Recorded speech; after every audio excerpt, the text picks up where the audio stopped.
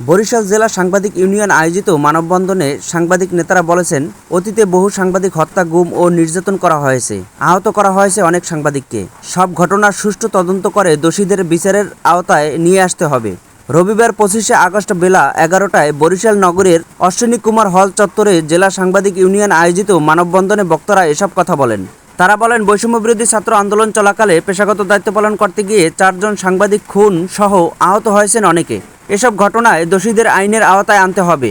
নিহত ও আহত সাংবাদিকদের পরিবারগুলোকে সরকারিভাবে সহায়তা প্রদান ও পরিবারের সদস্যদের পুনর্বাসন করতে হবে। একই সঙ্গে বন্ধ করে দেওয়া সব গণমাধ্যম খুলে দিয়ে বেকার সাংবাদিকদের কর্মসংস্থানের ব্যবস্থা করতে হবে।